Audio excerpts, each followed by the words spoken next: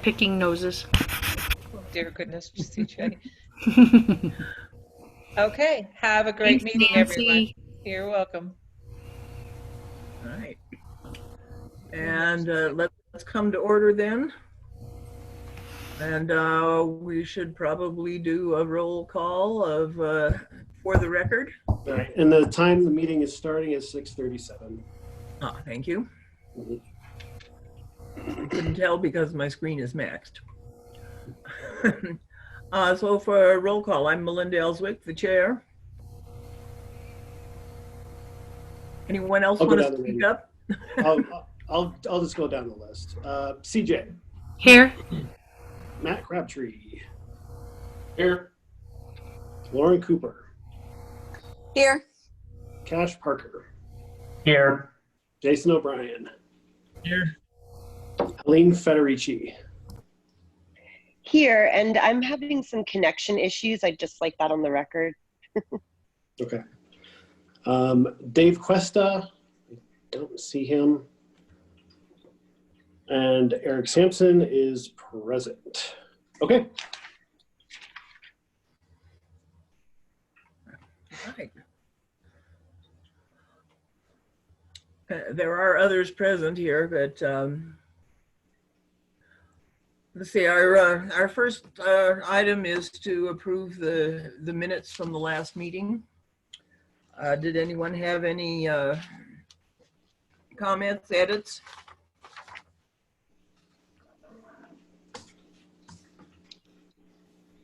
No comments. I'll move to approve minutes as is.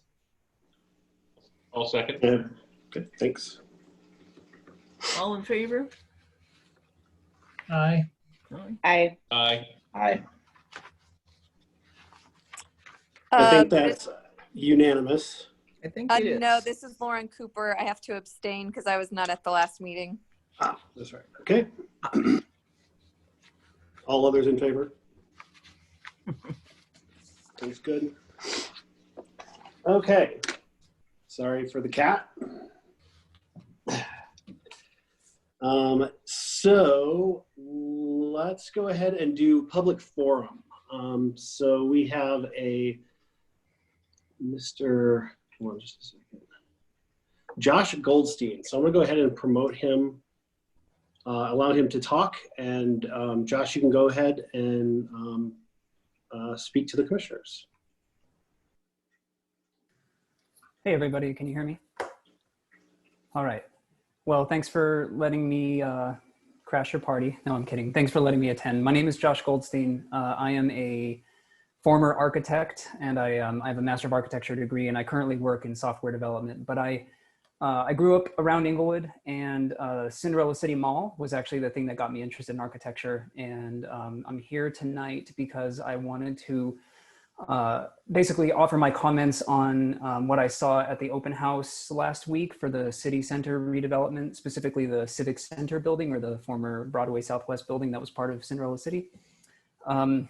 So basically I was at that meeting, and I've been following the project, and I saw all the RFPs, and I saw that the city of Englewood solicited all these firms to put in their ideas. And in every single one of those proposals, the Broadway Southwest building remained, as far as I could tell. So I didn't think that the city would actually sort of, I don't know, be interested in demolishing that building. And when I attended the open house, or whatever it was last week, it looks like all those proposals are sort of out the window, and they basically suggested tearing down the Broadway Southwest building. And I know that there are, operational concerns and maintenance concerns about that building, but I'm here tonight as a fan of history, and I'm also working on something called the Cinderella City Project.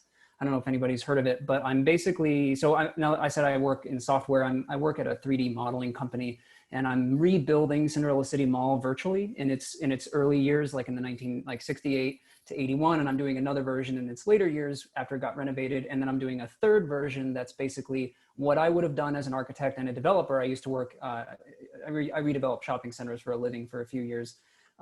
Basically what I would do, what I would have done with the mall had they not demolished it completely, and instead cut it up and expose certain areas of it and make it sort of a mixed use development without raising the entire property. So that's why I'm here, is because I'm doing this project and I know a lot about the mall and a lot about the history. And I am just a big fan of adaptive reuse generally. We did a lot of this at the firm when I worked in the industry. And I just think we have a really, really cool opportunity, a really exciting opportunity to take the Broadway Southwest building, or the Civic Center as it is now, and do something really interesting and creative that would maintain a little bit of that historic fabric, since that's the last piece of Cinderella City Mall on that site. Rather than tear it down completely, I think that you can actually adaptively reuse it and make a very cool narrative, a very interesting narrative that does what the Triba architects and the other folks are trying to do, which is introduce some nice streetscape elements and make sure the pedestrian experience is nice, and get some mixed use and some different uses in there. I think that you can accomplish all that without demolishing the building entirely. So I guess I'm here tonight because I wanted to just offer that as an architect, as a former developer, not a software developer, but a real estate developer. I think there's an opportunity there, and I would hate to see Englewood lose another piece of its history because we didn't, I actually think 20 years ago, if we thought a little bigger and maybe had some more money, we really could have done something interesting. We've got a Walmart now, it is what it is, but that building, I think, is another opportunity for us, and I would hate to see Englewood lose it because we didn't, somebody didn't offer some thoughts or some other ideas. So I'm actually working with, I've offered to the folks at Triba that I would put together a little proposal, given my experience, some ideas of what you could do with that building. It's certainly not, I don't expect it to look like a department store, but I think that you can keep a majority of it and adaptively reuse it and put like some interesting uses in there and cut it up a little bit and maintain it while still getting all of those elements that we want in the new development for City Center. So I think that's it. I just wanted to let you all know that I'm here and I'm willing to, I'm putting in the work for this project to rebuild Cinderella City virtually, but I'm also starting to put in some time to think about what we could do with that building without tearing it down completely. Thanks. Josh, do you feel that people are listening to you? I don't know. Are you guys listening? I'm kidding. Are we the only ones you've talked to? No, that open house last week was the first time, like I said, that was the first time I was even aware that the idea of tearing it down was truly like in the books. Yeah, I didn't know about it either. Yeah. So it took me by surprise, and I got pretty passionate on the call because I really did. It just came out of left field for me, given all the proposals didn't say that.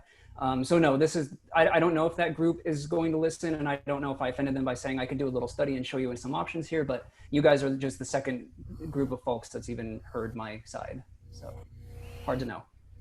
What would you Josh, suggest that we do? Oh, sorry, Matt, you first. Well, I was just going to say that, Josh, I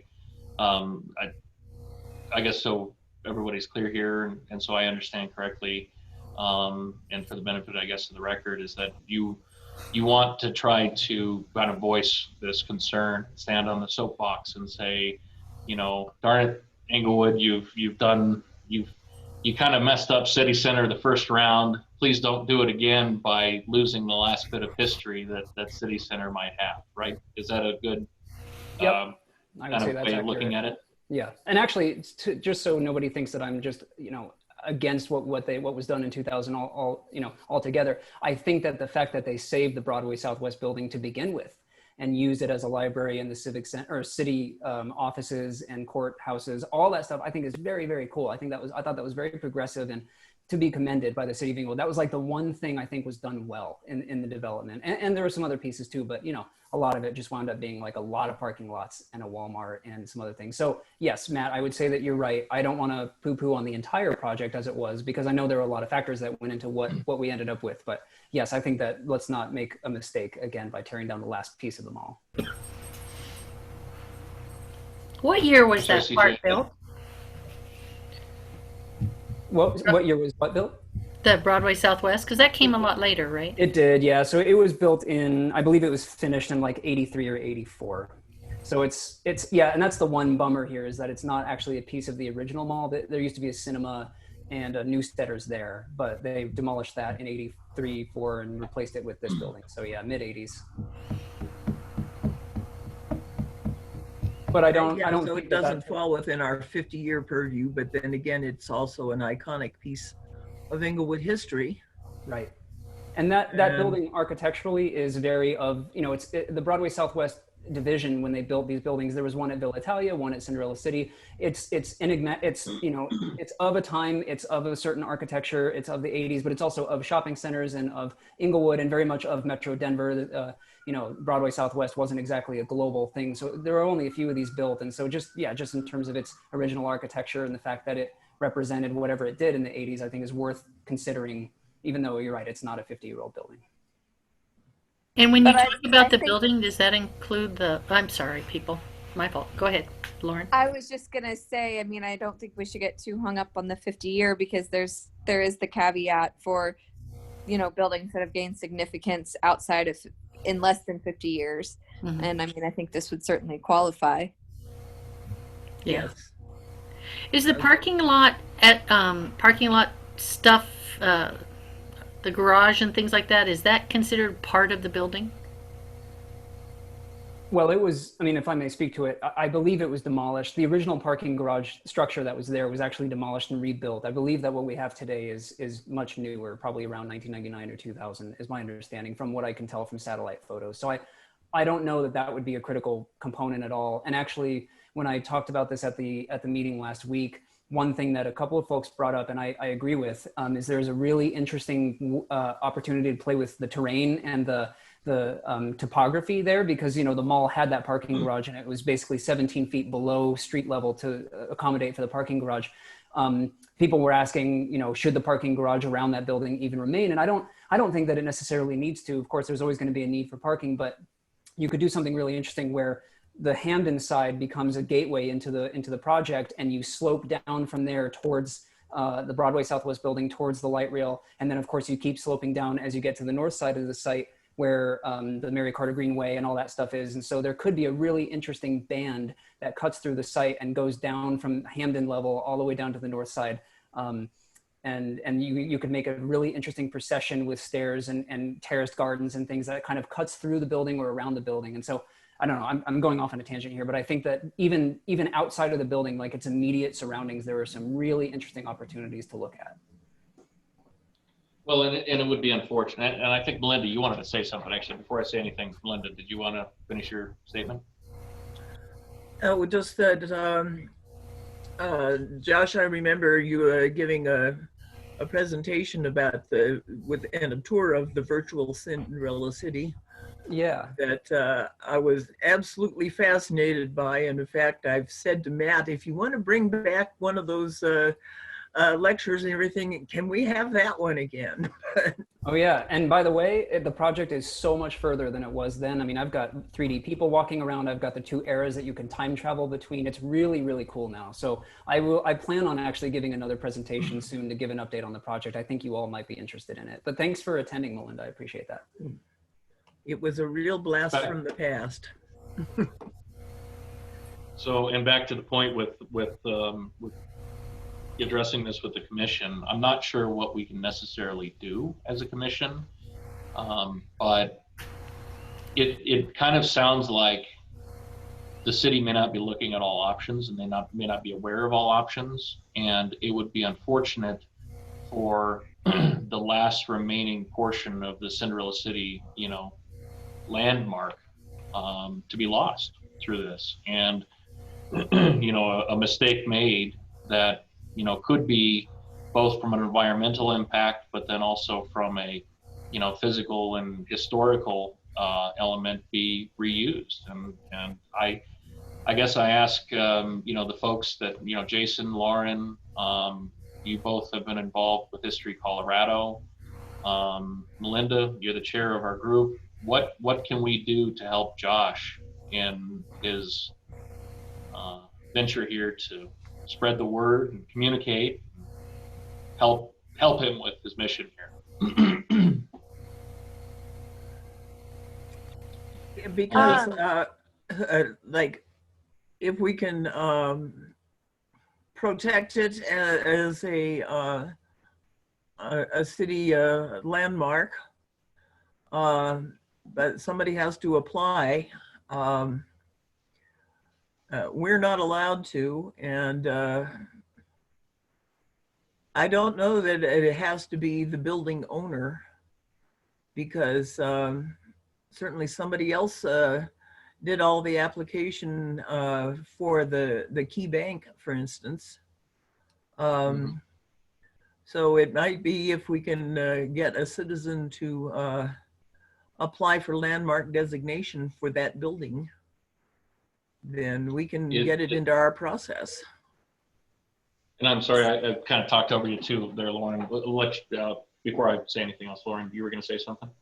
Well, I was just gonna say, yeah, that we have the landmark application and everything, but that's unfortunately still not approved. So I think what we can do as a commission is, you know, sort of really try and keep pushing to get the application approved and get whatever protections in place that we can. Those are things that, you know, we're working towards, but we don't have solidified yet.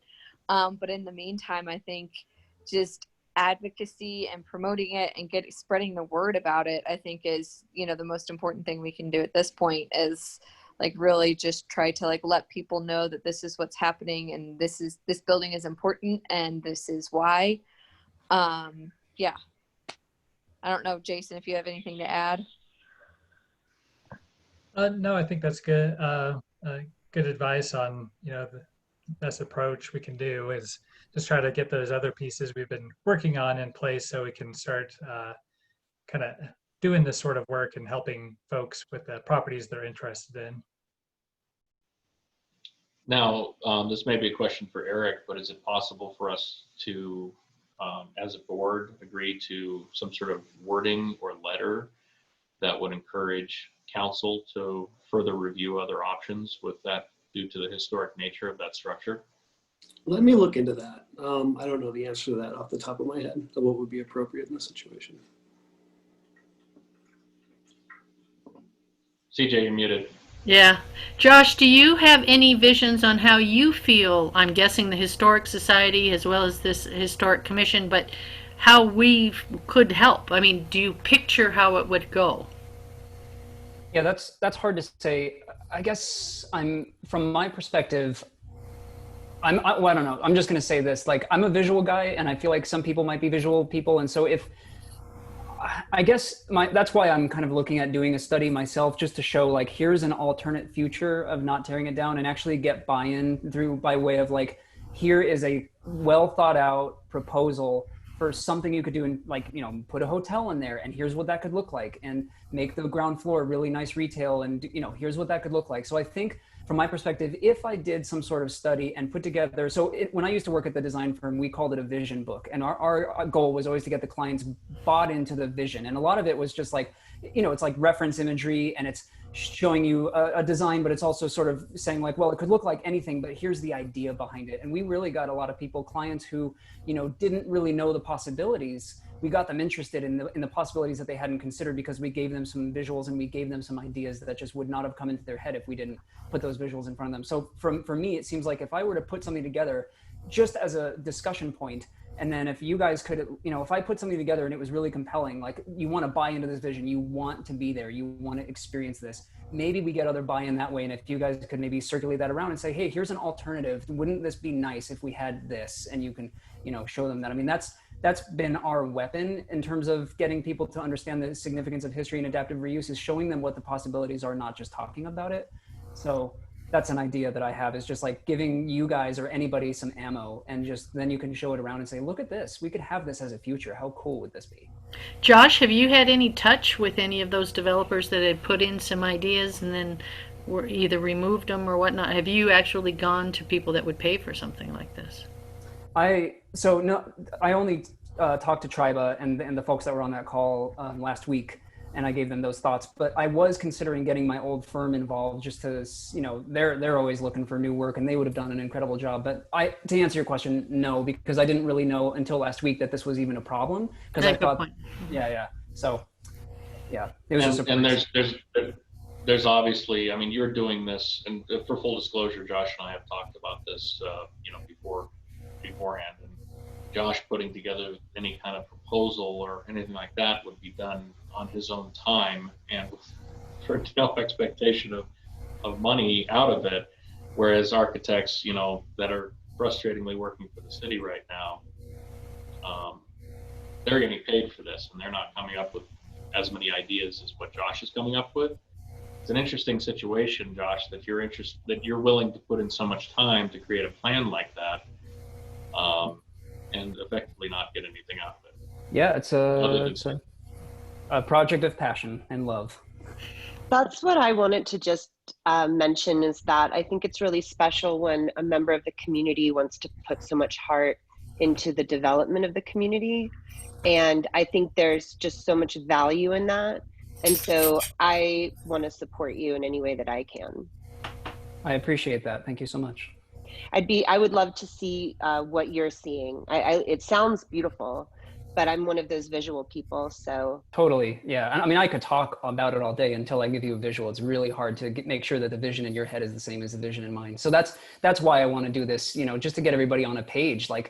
And like I said, our clients, even the people who are the most sort of anti, they didn't want to spend the money, they didn't care about this or that. We show them the visual and go, I want that. I want to be there. And that's really powerful. Yeah.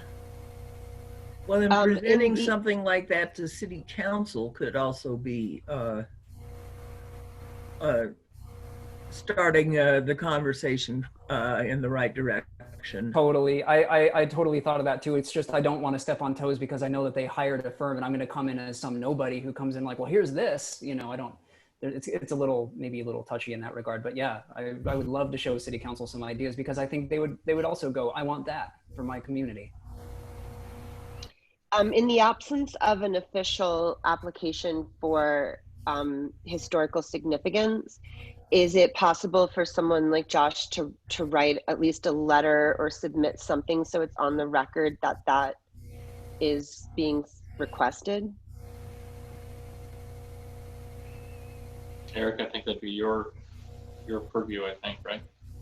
Yeah, I think that could be something that could be submitted to city council as part of a public comment. Thing, I'd be happy to write it up. Yeah, I would say that might be, I mean, you might want to talk to the council member that's in charge of that area. That's an idea, but you're always welcome to submit something to council. Well, and it'd also be good. I was, you know, it's kind of disappointing that Dave Cuesta was unable to attend tonight because he's, you know, being a council member, he would have been a good resource to sound this off of. Is he going to watch the recording? I hope so. Okay. I hope so. I think he usually does. Hey, Jason, would it be possible to do like a architectural inventory form for the building through the SHPO's office and get that submitted and like approved for, you know, get an official eligibility determination from them? Yeah, so the process for that is the first step's it's a little different than a site inventory form. So it's a preliminary property evaluation form. And yeah, that's something that's certainly anybody can submit to our office. Arapahoe County is in my area, so it could be sent to me. And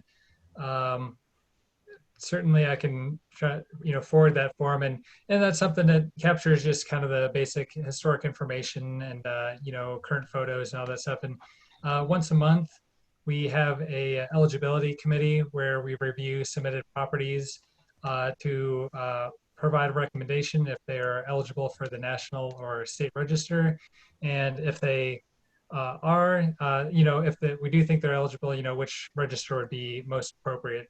So that's certainly something that anybody can do and submit to our office.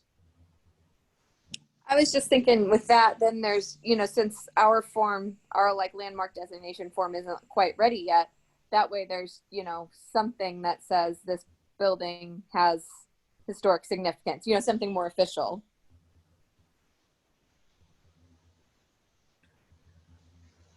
Yeah, no, I mean, that's certainly something that that can be done. And again, it's reviewed by both staff as well as includes leadership. So the deputy SHPOs are on there. So, it's full recommendation kind of indemnified by, management and stuff. So.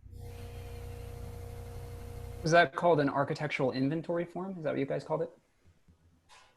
So the one I'm talking about is it's called a preliminary property evaluation form. Unfortunately, we don't have we never seem to have a chat on our Zoom thing. Otherwise, I would a link right now, but it can be found on History Colorado's website under the National and State Register Historian page. There's a tab that says, I think it's just called like, how do I nominate my property? And there's a link to the form there, and it's a pretty stripped down form because it's kind of like the first step in things. So it's not too intensive, but meant to provide the information needed for our review. Okay, thank you for that. And is it too early for us to say anything like a letter of support when something is moved in front, like when Josh is moving this stuff along? Do you guys?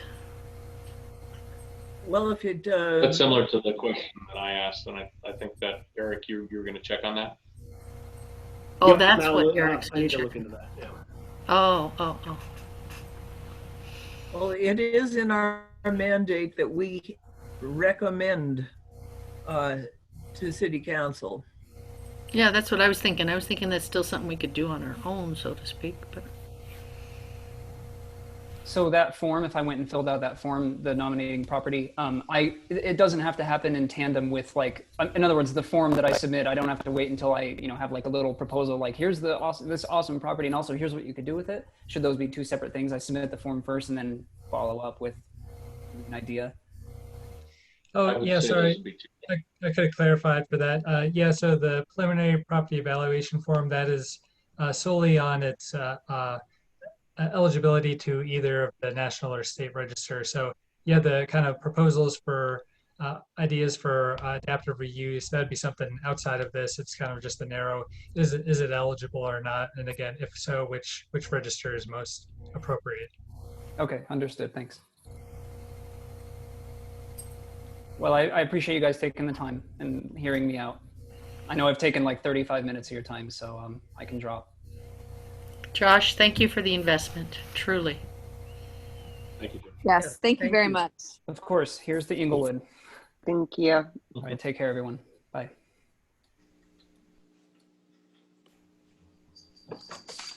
And I saw your email, Eric, on amending the agenda to let Yes. Wade come first. And I was also going to recommend another adjustment after clarification. In our old business part of the agenda, it looks like C, neighborhood survey update, and then there's also E, survey grant plan estimates. And if C is also talking about the survey plan grant, I think C and E should be one and the same because Those are separate. They're separate. Yeah, the neighborhood survey, that's with Madeline, and then Oh, the survey sorry. grant stuff. Sorry, I got confused. I No, thought that was part of the neighborhood mapping. So is that the other case? Are B and C one thing? I guess it doesn't really matter. Yeah, they're pretty similar, but It doesn't matter. Never mind. I'll just get to the point, and I move to recommend new business before old business for the purpose of allowing Wade Burkholder to speak to the Unified Development Code. Second. All in favor? Aye. Aye. Aye. You guys can't raise your hands, huh? Yay! Woo! okay. Oh, there he is. All right. Motion passes. And so, yeah, Wade. Just as a quick point of order, Melinda, I need to step away just for 2 minutes here. So I'll be back in just a minute. All right. Continue without me, I guess. I'll be right back. Good evening, commission members. Thank you for the option of speaking with you all tonight. Can you all hear me okay? Yes. Okay, perfect. So my name is Wade Burkholder. I'm the planning manager in the community development department at the city. And why we're here this evening is we are beginning the process of updating our Unified Development Code, or our zoning code is another term that you'll hear. Title 16 is another term that you might hear.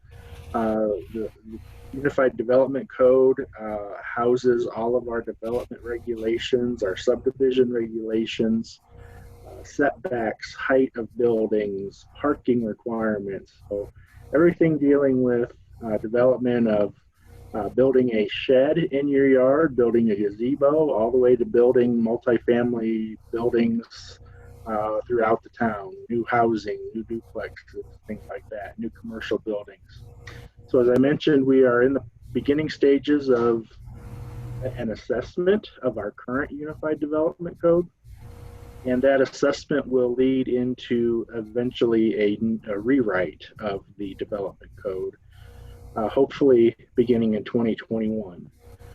So what I wanted to do tonight is introduce you to Jen Gardner.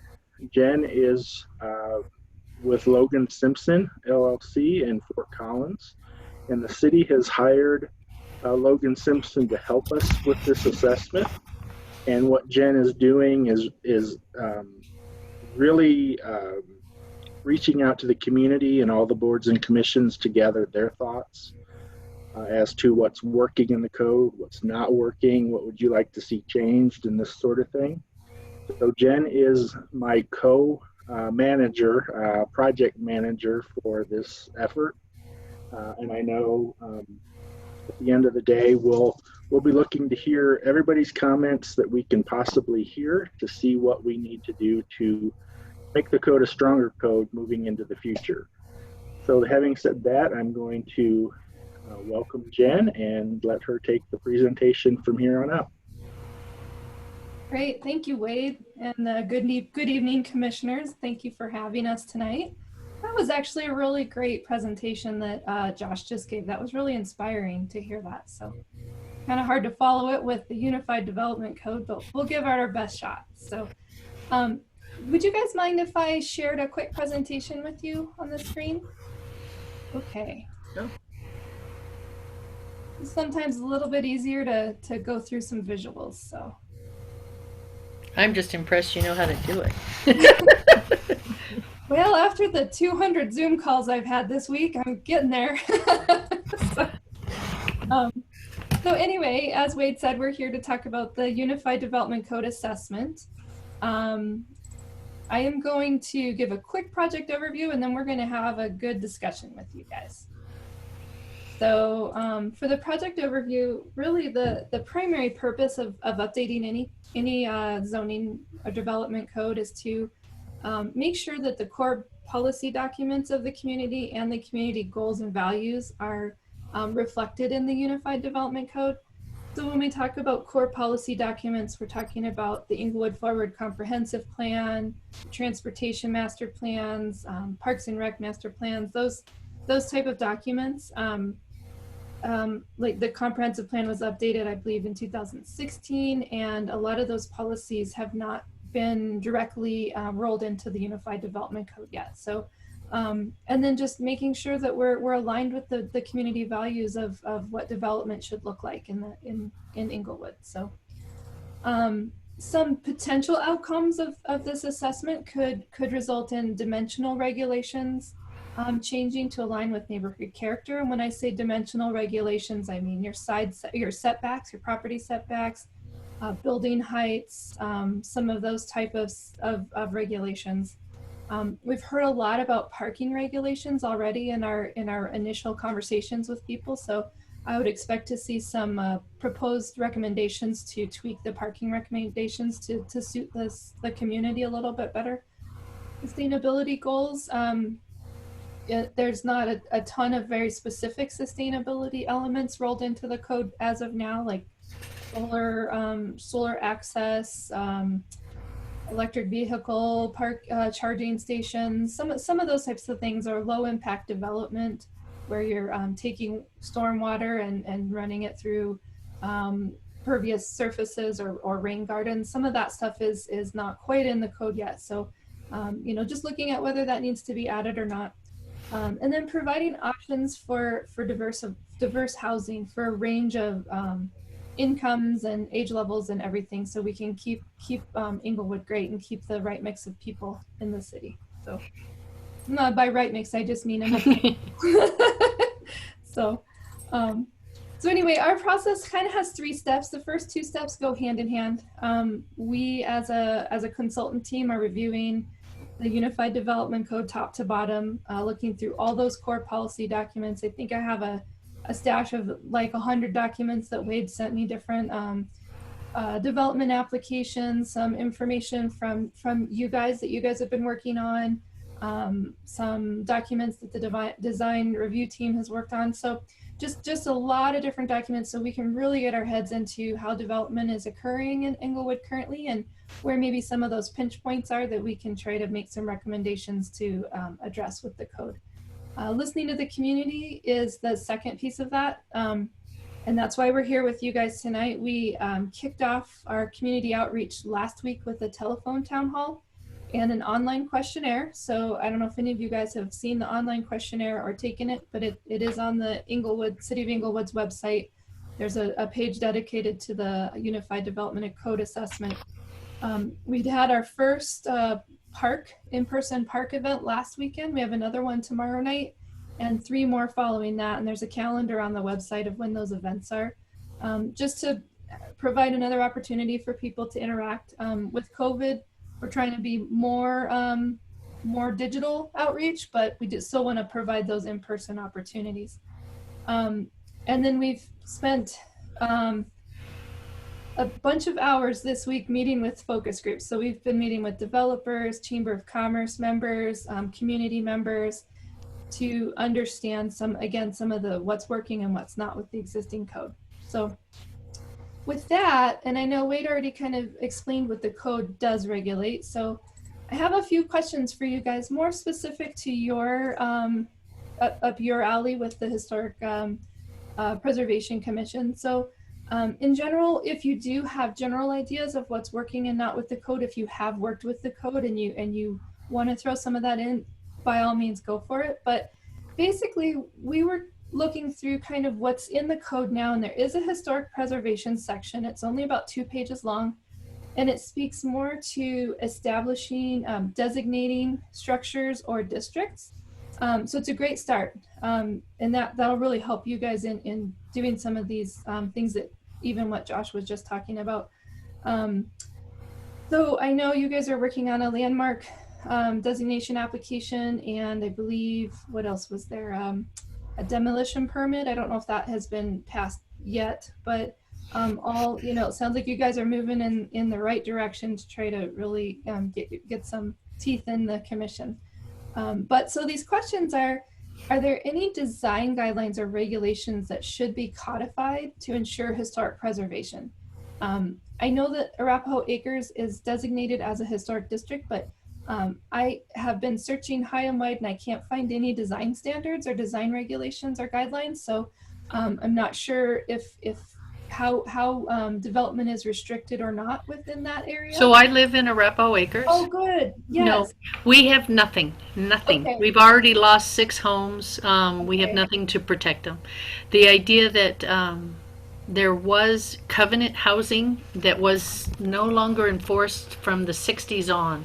So whoever, I guess Hawkins that developed the neighborhood that lived here, when he died and moved on, so to speak, no one else kind of took up the reins. So Okay. with them not being enforced for over 60 years, they're pretty much moot. Okay.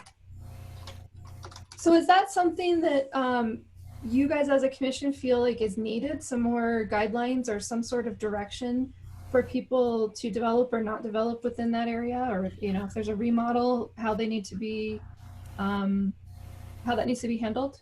Well, Jen, just so you know, Diane Ray Tomaso is a historic preservationist herself, and she lives in the neighborhood, and she created a book, a design guidelines book. If you'd like me to loan it to you, I'm more than willing to do that. Do you want me to write?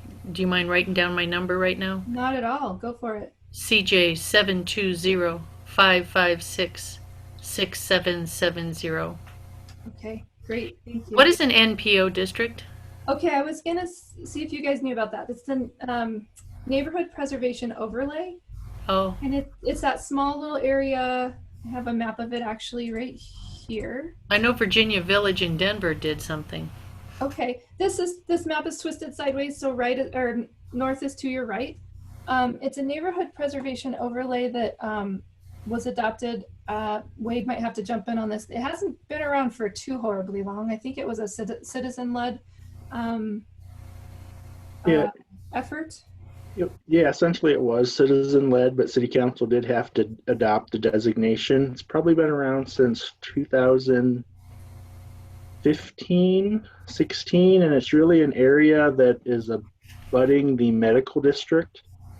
And this area essentially got together in efforts to sort of limit the amount of density that could be built within this boundary. So it's basically a residential protection zone. Huh. I was clueless of this. In this area.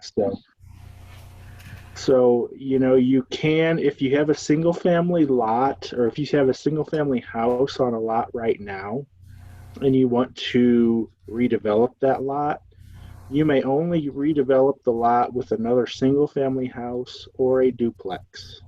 You can't go anything higher than that. There are some apartment buildings in this area right now, and the densities for those, you can see they're sort of shaded red. 20 units, yeah, where Jen's pointing 17 units. Those densities are locked in, so they basically can't go any higher than that, but they can build back to that density should they, say, for example, some disaster happens or anything like that. They can build back to that density. But any new 17 unit, 20 unit buildings will not be permitted in that area. So if you have a single family house you want to redevelop, you can redevelop as a single family house or a duplex. That's it. Well, where did the duplex part come in? How did that get kind of sidelined into there? Because they wanted to, they wanted some flexibility in terms of redevelopment in this area, but not to overshadow the character of that neighborhood. So in having this overlay, they can determine roof lines maybe, or how high a building can go? Yes, there are restrictions in there as to height and everything like that, just like there is on any city lot. There would be those designations.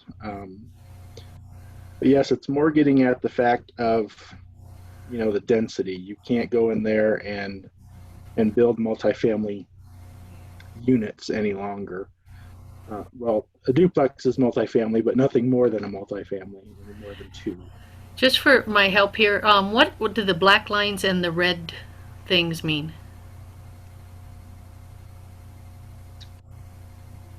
Well, that is a good question. I don't know that I don't have my full map here at home, so I can't. It's cool. I was just curious. Because I didn't even know it existed, so that's flipping cool. Yeah, those may be, I'm not sure. I don't want to say and be wrong, so. I'm not sure either, and I clipped this out of a larger map, and some of those symbols were kind of around. I wonder if they were just kind of left over in creating the map. I didn't see any rhyme or reason to them either. I didn't create this map. We kind of borrowed it from somewhere. Yeah. Borrowed it from a city document. But well, so a neighborhood protection overlay is a way to provide some protection to specific areas of historic significance. So Arapahoe Acres could potentially, just as a thought, you could put an overlay over that and provide some basic recommendations or regulations. If there's any other areas of town that feel like they would be suited to a situation like this. So I was just kind of curious if you guys have had any conversations about that, if that's ever come up, if the historic preservation section of the code is good the way it is, then we're good. So Everything can use improvement. Sure. I do know that there's 1 or 2 blocks that have all the craftsman houses that Okay. I thought would be so cool to be able to protect that block. But I've never taken the time to knock on their doors and say, hey, now that I know what an NPO is, maybe you guys want to do this for your block. Are they in that Arapahoe Acres area or outside of that? What I'm talking about is the craftsman houses. So yeah, they're outside this area. Okay.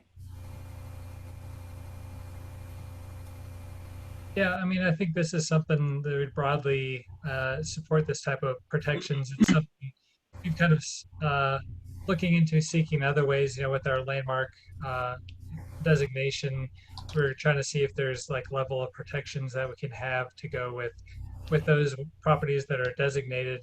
But you know, this is certainly another tool, and you know, like you said, just kind of density makes such a huge difference. You know, Englewood has a very particular kind of residential character, all the setbacks and houses, and you can really see how much of a negative impact it has when things are built out and redeveloped. And so I think this sort of stuff is something that would be really great to have as a tool more codified within the development code. And kind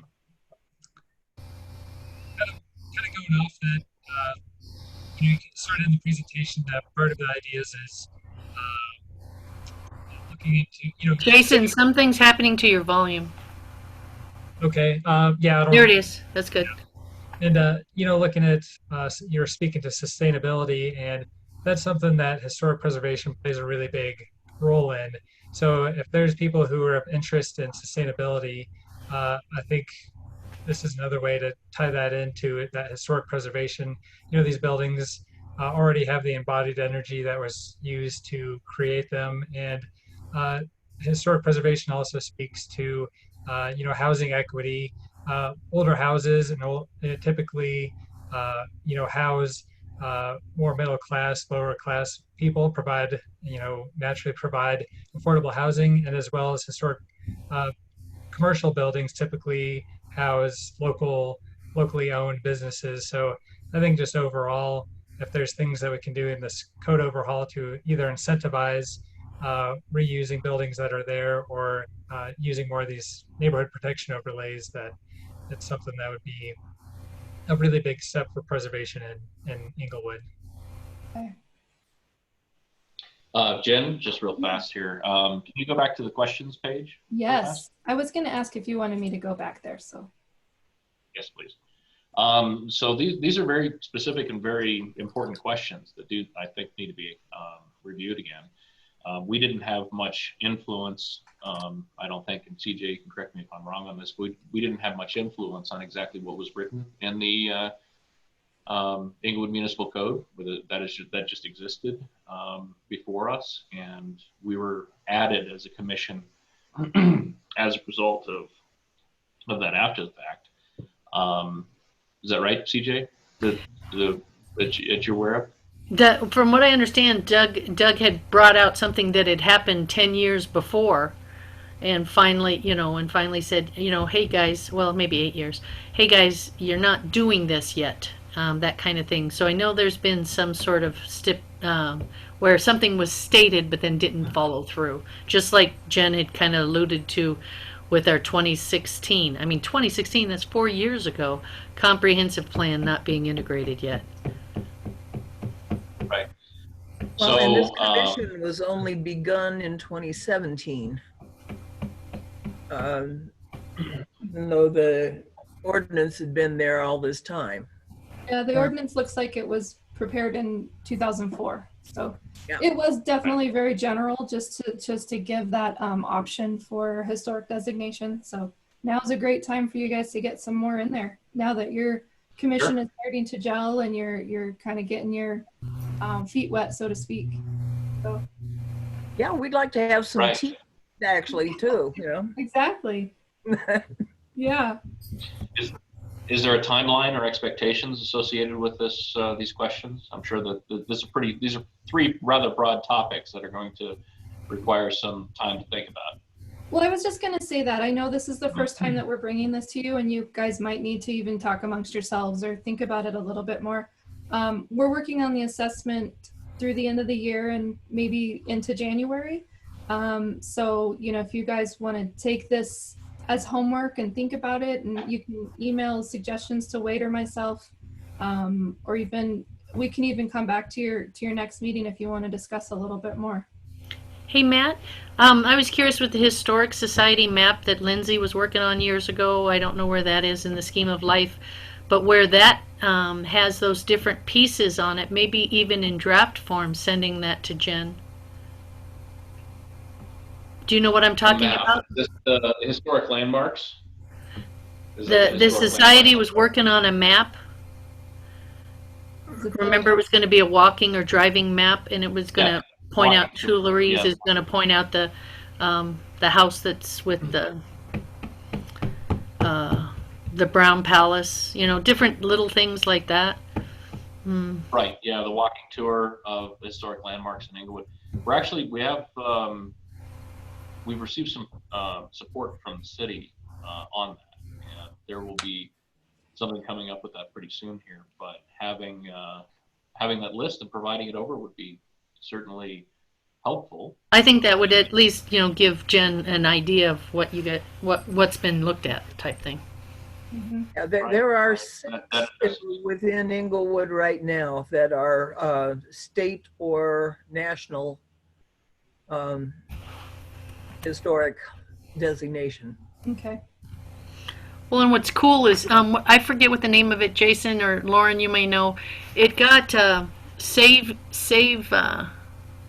designation by Historic Colorado, and it was right here along, I want to say Harvard Gulch-ish area off of Yale and Ogden. Do you know what I'm talking about? It was amazing. No. I met a lady there that does photography at the Malley Center. Went to her house to pick up cards, and it was a whole neighborhood I had never even knew existed. And she said that it had got financial as well as obviously administrative support to protect that area. Dang it. I know. Just so you guys know, it's one of those places you do not know it's there until you go there. There's no way you would know this unless you have some friends that live around there or something. Where was that again? I know. Let me look at a map and narrow it down, because I think it's Yale-ish, but it's definitely still Englewood. Okay. Nobody knows that what I'm talking about as far as that area. Okay.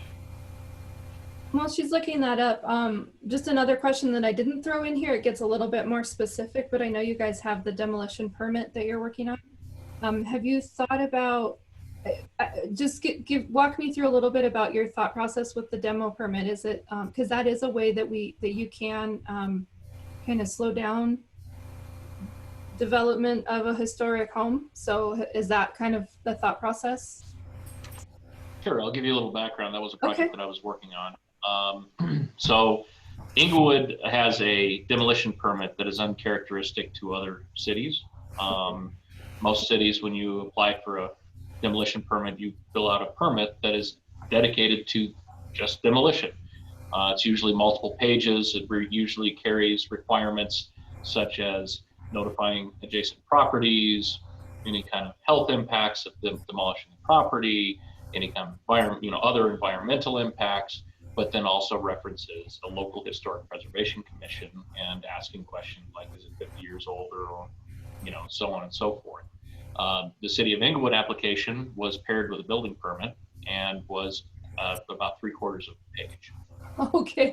So quite a bit of behind the times on that. But what was interesting is that there's actually, within the Englewood Municipal Code, it specifically states that the building permit has to list very specific items. And those items were listed on the building permit, or the demolition permit, I should say. And so the Englewood Municipal Code actually defined what was supposed to be on the demolition permit. So the building department seemed to be somewhat frustrated that they could not adopt any further changes to that because it was the Englewood Municipal Code states specifically that it had to say certain things.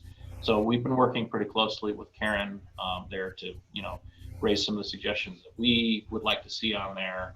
And, she's kind of pushed back on a few of them and those sort of things. But effectively, I think our ultimate goal is to go to Englewood City Council with our recommendations for one, get rid of the portion of the Englewood Municipal Code that specifically states that only certain things can be said on that.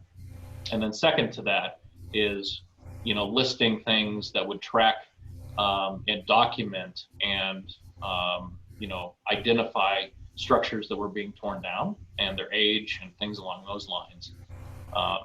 And I guess the third objective would be to kind of help the city realign the demolition permit with what other cities have. Thank you, Matt. Does that help? That helps a lot, yeah.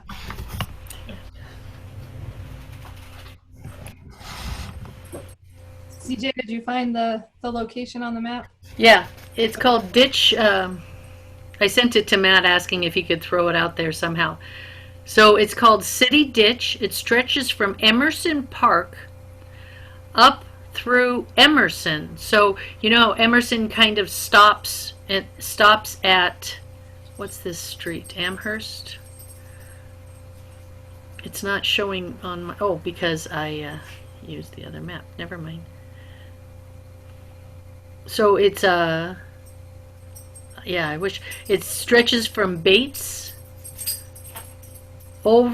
goes up along Emerson, and it's that area in there between Bates and Amherst. So I'm not kidding, you guys got to go over there and park and then walk through. So you can walk through it. There's little bridges to cross the city ditch, but somehow they got Historic Colorado monies to make that a save the place thing, and I was clueless it existed. What's the address or what's the cross streets again? Because I can't share the text messages sent. Okay, that's cool. So it's Emerson. So to get there, you would get there from either Amherst or Emerson, and then I would go south on Emerson. So like it kind of What are the cross streets? Amherst and Emerson. Okay, cool. Oh, there's Emerson. And there's City Ditch, okay.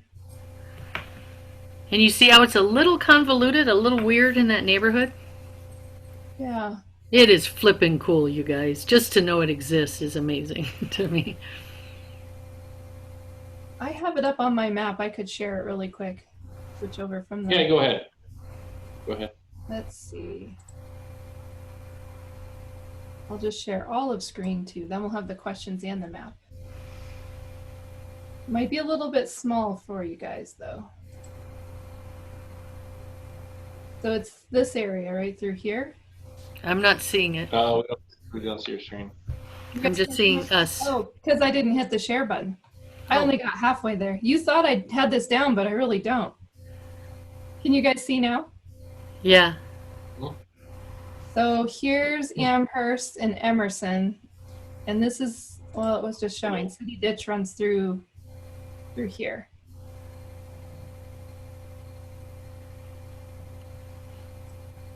Oh, there's a little bridge. That the area you were thinking about? Yeah. Is like I said, I didn't know it was a saving place. Interesting. Mm-hmm. It shows it's numbered in the zoning map and called Timberlea.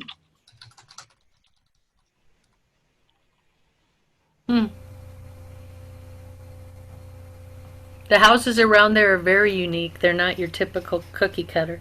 We've already lost a few of those houses, though. I say lost, but you know what I mean, where they've been cut down and to make bigger houses. Interesting. Cool. Learn something new every day. Yeah. Well, great. I don't want to take up too much more of your guys' meeting time. If you want to think about these questions and get back to us within like the next month or so, that would that would be fantastic. But it sounds like you are leaning towards wanting a little bit more teeth in the code. So we can certainly even look at what some other communities are doing. I know what some communities are doing, but I can kind of look into and pull out some case studies that maybe Wade could share with you guys or something. When Matt, who was working with you doing some of this research? Was it Kesh on the peer communities historic preservation, where we looked at Denver? Was it? I forget who. Was it Leadville? We looked at a number of Greeley, Golden, Vermont. yeah. There were. And the one that was closest to us was like Iowa City. Okay. So the when same size community and so Okay. forth. Good. I'll look into some of those. I'm somewhat familiar with Greeley's and Longmont, so. And we can, I've got the, we researched peer communities specifically for, and Cash, I think you helped a little bit, and it was also the other guy that used to be on here. Mike Jones? What was his name? Mike Jones. And we researched adjacent communities, their demolition permits, and then dug a little bit into their historic preservation process in relation to when a structure is being requested to be demolished. So we have some of that information. I can provide that over to you. Did we didn't touch on Littleton though. I don't remember us really touching on Littleton, did we? Or even Sheridan? Oh, So I mean, as far Littleton, as not physical neighbors, I don't think we touched. We looked at Denver. We looked at Littleton, but Littleton is a different situation with something with theirs is a little different. Yeah, Well, they have two. Part of our purpose was in finding not necessarily folks that were around us, but in finding different models of how things. Right, that's a good point. Good point. Mm-hmm. Good. All right. Well, you guys have been very helpful. It's been really enjoyable talking with you guys here at the end of this long day of meetings. So. Thanks, Jen. Thanks for your work. Yeah, thank you guys, and yeah, just shoot some ideas my way or Wade's way as soon as you have some have some time to think about this. Great. I don't know, Wade, if you wanted to say anything else, or we just. No, just want to say thank you all for listening to us tonight. Look forward to talking with you more. Thank you. Thanks, Wade. Thanks, Jen. Bye. Have a good night. Thank you.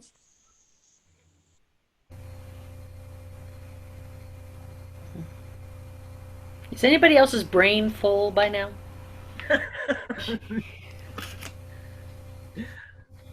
Yeah, we So I have a talk about. I have a follow-up question to that. Sending them information, because I think this is a great opportunity to sort of voice what we are looking to do in, through another venue. How do we want to go about it? Like, do something formally or send them ideas individually? What's the best way that we should go about this? I think we need to send them as a commission. That's my opinion. I agree. Yeah. I agree with that. Yeah. I think that's So, perfect.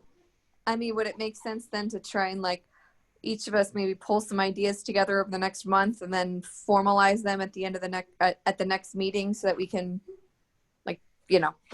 send them then? Yeah, I think that's a really good idea. Okay. I really just want to know what an overlay thing is and work like heck to get Arapahoe Acres covered. I mean, that just blew my mind. Yeah. There was a fair bit of history associated with that, CJ. I'm trying to remember I know Wade had mentioned it was about 2015 or 2016. I think it actually may have been a little bit earlier than that, because I remember when that was on council, and its purpose was to protect the homes in that area. If I remember correctly, this is some paraphrasing here, but I believe that was to protect the homes in that area from the medical district zoning that was occurring and prevent large, high density, medical use and or high density apartment complexes from moving in. So that was a concern. If I remember correctly, that was the reason for it. And it was a very quick thing. I guess it was. Let's see. So I think somebody brought it to council, and then a few council members championed the effort. I believe it was put in place. Does the whole neighborhood have to agree with it, or a certain percentage, or? No, and a lot of the neighborhood did not agree with it, actually. There was a lot of opposition and that had appeared at council for that. So Jill Wilson was the champion behind that. Interesting. Now, the thing is, though, what a lot of the opposition raised as a result, they said, as a result of this happening, we will lose a significant amount of our property values in that area. Our property what? Values, their property value would drop, I believe, a substantial amount as a result of that. So it wasn't, I don't know. I really don't know. Probably not now, but I think at that point that may have happened. But now I think the area is pretty well recovered. But there was some financial analysis that somebody had brought stating that it would be, granted, housing values are a lot different in Englewood at that point, but I think they said somewhere between $70,000 to $100,000 or something like that loss on their house. I don't even see how they could do that. Oh, big because maybe there's a rule, and now that there's a rule, developmental interest in the property. So you buy into something that's zoned a specific way, and keep in mind that it was, and I think that was actually a down zoning. In addition to, like I said, we're on the record right now, so I don't want to paraphrase too much. And I'm trying to remember from a long time ago. But CJ, it'd be worth looking up the history of those city council minutes back to that. Thank you. Because it was really an interesting discussion. I note that it seemed terribly out of place at the time. So currently, if we're to designate a historic district, we have to have 2/3 of the people in the district agree. But a historic overlay doesn't have that kind of requirement. And I wish I'm making my phone shut up, excuse me. So you said 2014-ish?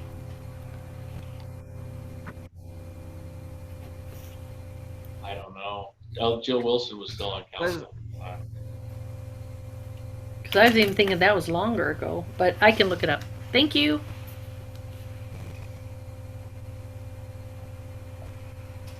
Next.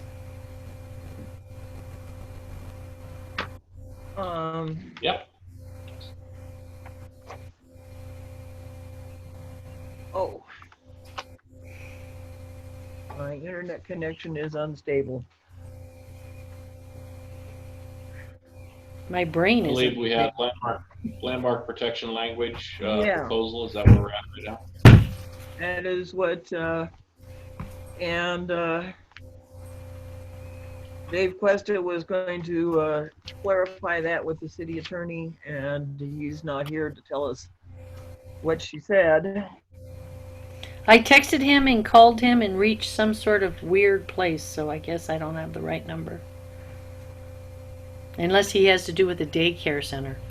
And I know Dave had emailed me earlier this week along with the city attorney, and I think me and the city attorney are going to sit down and just kind of get everything in order in line in terms of what our next steps need to be in this situation.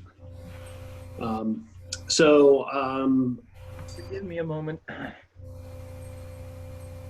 Yeah, so hopefully we'll have more on that next month.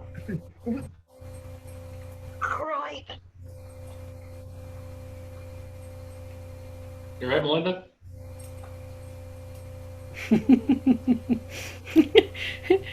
At least she didn't cuss. She was good.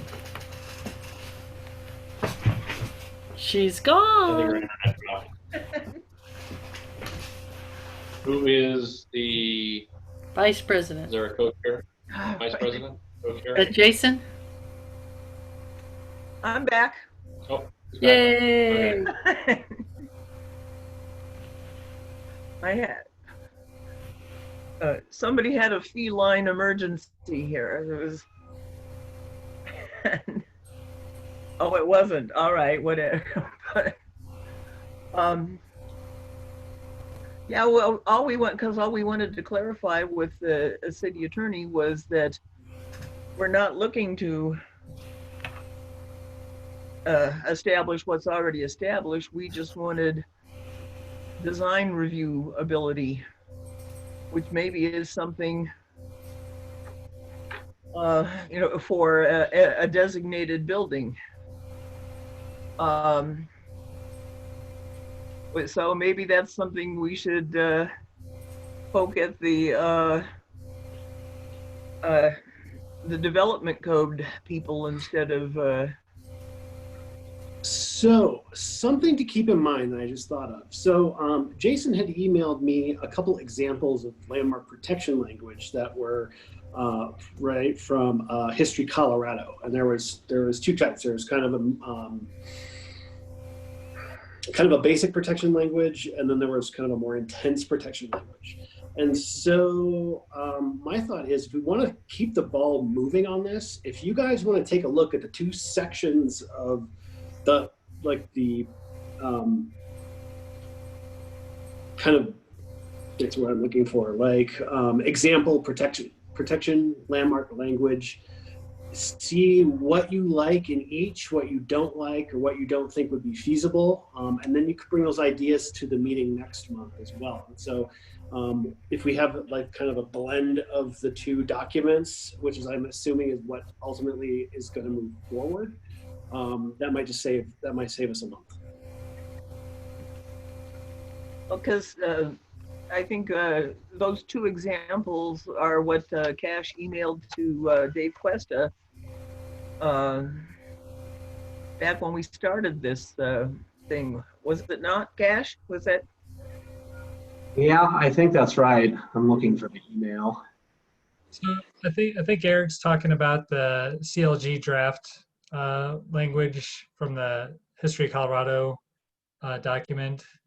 That's what was forwarded to the city attorney for review on, we asked him to look at what level of review he thought would be feasible. So I don't think it was like research from what other people were doing. I think it was from that draft language from the CLG program at History Colorado. Yeah, because ultimately what you're going to want to bring forward to the attorney is the language, like, you want to pull from those two documents and then anything else you want to add.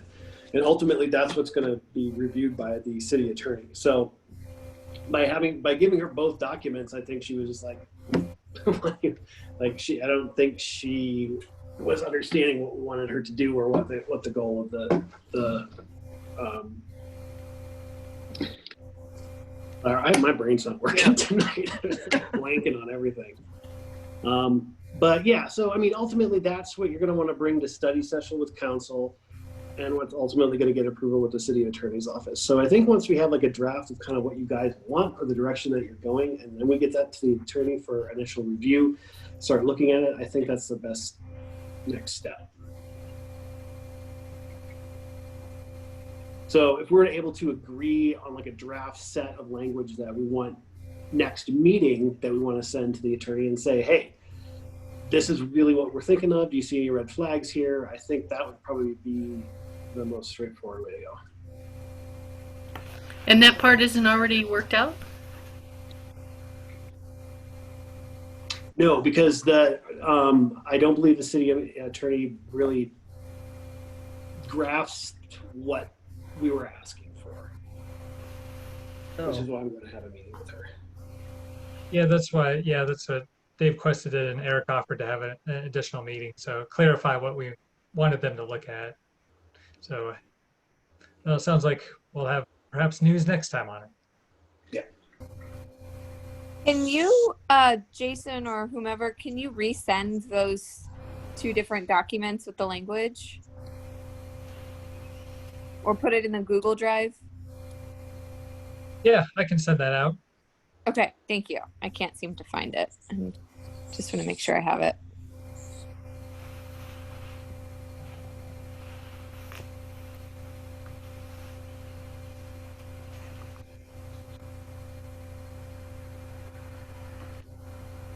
Okay, something more for us all to think about.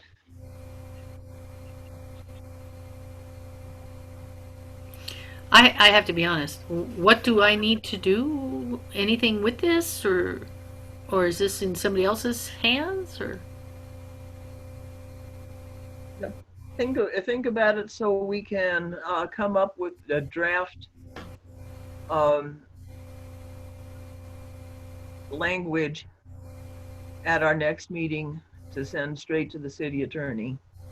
But that we will then present to council. Jason, isn't this already kind of? I'm clueless. I'm sorry. I thought it was already created. I mean, it's already been vetted, so to speak. Yeah, I think that's why we wanted to have the, that outline for draft language has, a few different options, and kind of seeing what their review of it was and what they think would be their feedback on what would be feasible. And now, just for a matter of discussion, Cash, do you remember what we submitted? Yeah, it's a good question. I'm trying to figure that out. I think the issue is I'm not sure we didn't submit any draft. I think and it's probably why we're running into the issue is I think we saw some general comments about different models that were in that handbook or those two documents that Jason sent out. And it didn't result in anything except this sounds like it would be difficult or impossible to do. I think was the sort of opinion that we got back. Yeah, I thought we presented like it was one that was stricter than the other, and the milder one was like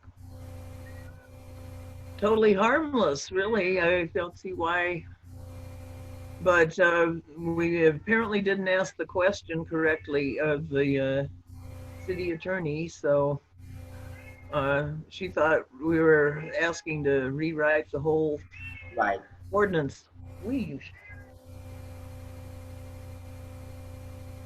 So yeah, if you want to take those two documents and like pull what you like from each one, and based on our conversations with Dave Cuesta and council, kind of come up with something that you think would be feasible to bring before council, and that's what we want to give to the attorney.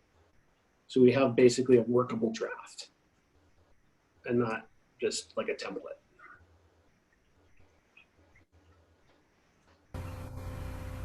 Okay. We'll have that on the agenda for the next meeting too. Well, I think, but basically what you're asking for, Eric, is that we actually have a draft ready by next meeting to vote on. Is that correct?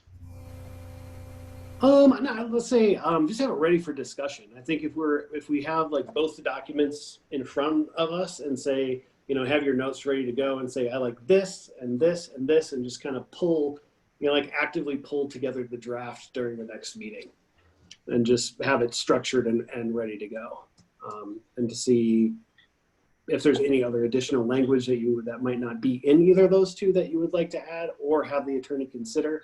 That'd be the time to do that as well.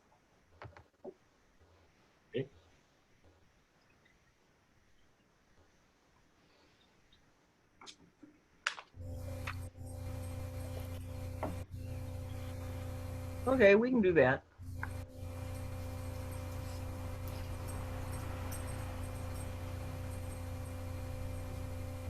Always so much easier when we could sit around a keyboard and fix it on the fly. But everything's a little slower nowadays. So while I'm on, moving on to the mapping and designation, neighborhood mapping and designations. CJ, you might have an update with that. Madeline was on, but she had another engagement this evening that she had to run for.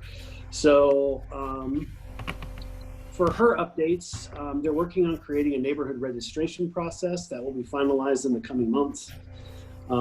Working with the historic preservation subgroup to create a starter map that neighborhood group leaders can refer to when drawing neighborhood boundaries.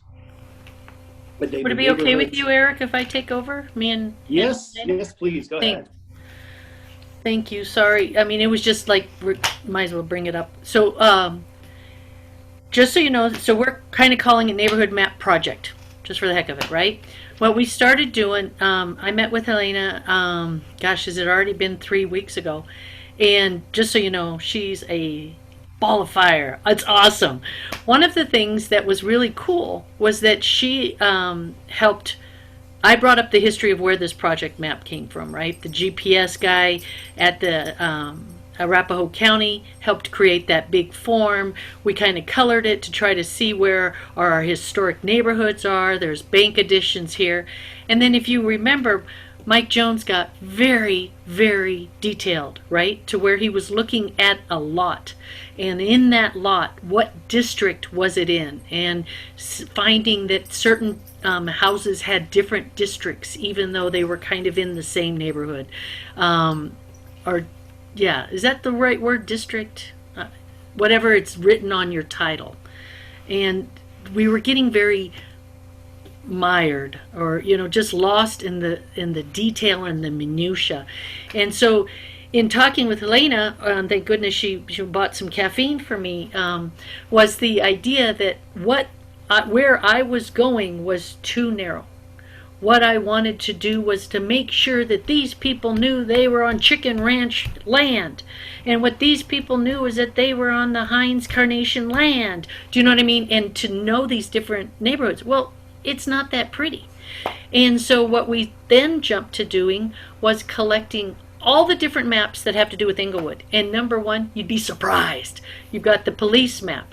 I did not get a fire map, but you got the school map. You got the park map. You got the, what do you call it? The comprehensive plan map. You've got some of the little maps that Madeline, when trying to find out where are the neighborhoods, where do people feel they have a sense of community in that neighborhood. And so the way that we met, all three of us, yesterday, was what Helena helped me figure out was what I'm looking for was structure.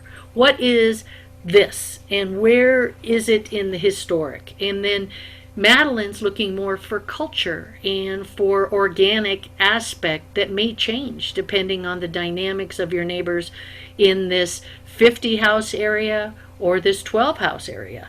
And so hers is a little more, again, the word that was used was organic. So that's the history we're coming from. Take it away, Helena. Did I set it up right? I don't know. It's such a complex subject, really. One of the things that I learned yesterday talking with Madeline is that their project is going to be up and running in a couple months, as you said, but that just is the beginning of it. That's not the end of it. That's just when it actually begins. And community members are going to be able to basically submit some kind of application for their neighborhood district. And so a couple neighbors can get together and draw their own neighborhood. And then Madeline's department will sanction that as a neighborhood, and then they can start operating in kind of an organized community way. I did bring up a couple questions I had about that approach. For example, what if different neighborhood groups get together and have overlapping neighborhoods? And she said that happens and they're fine with it, which made my brain hurt, but I rolled with it. You didn't look like it. You looked very accepting yesterday. Oh, did I? It's because I brought my reading glasses. They always do the job. So then I also asked, what if you have, let's say in South Broadway Heights or, a neighborhood like that, you have a lot of people interested in this initiative, but then nobody's interested in other areas. So you don't have designated neighborhoods for parts of the city, and then you've got all this overlapping in other parts of the city. So that's when we were like, let's do a starter map. That way we've got some kind of organization that this program's rolling out with, some structure. So 100% of the city is mapped out, so that if people don't jump on day one to start drawing neighborhoods, they don't exist in no man's land at the same time. There's already something there. And so also to speak to what CJ is saying, it's really easy to get caught in this granular view of the neighborhoods. And so after all of that, what we've come up with is put together a loose map based off of the parks map that's being used for the city Comprehensive plan. The comprehensive plan. Start there, compare it with the district, the city council district map, because one thing you don't want is if groups of neighborhoods get together, they're going to want to have the same council member, you know, for the most part. So try and reconcile those two maps only. And then the comprehensive planning map has some pretty functional names like medical district and things like that. And that's where we would come in and give them names that are more historically accurate, that maybe speak to the larger of the developments for that area, or just something very intuitive. And that will be the starter map that Madeline's group works off of. It's not something we have to belabor, because ultimately any group of residents can get together and redraw those lines at any moment and redraw them again and again, actually. So it's not something I would recommend that we like belabor, but it would be a good starting point to give them something to work off of. Meanwhile, what we want to do with all of the research that's been collected, including all the maps that CJ just talked about, is organize and classify and write some documentation about some of the oral, history that came out of Madeline's research, and be able to keep that, maybe attach it to each of these starter districts, and then find a way to digitally archive and display it online, so that at the very least, whatever happens moving forward, we've well documented everything that's come out of this process, and we can maybe walk away and sleep good at night, and then let the neighbors have at it. What was interesting, though, in talking with Helena, and tell me if I'm stepping too far forward, was the conversation of being able to look at the city of Englewood, say, I live in this area, and then you would click something and it would say, well, in 1837, that was a general ditch that went out to South Platte. Ding. In 1922, that was when the Carnation people lived there. In 1956, that's when it was built. This district, like Jackson, Broadway Heights, is the idea that that's possible. Like historical map interfaces is what. There you go.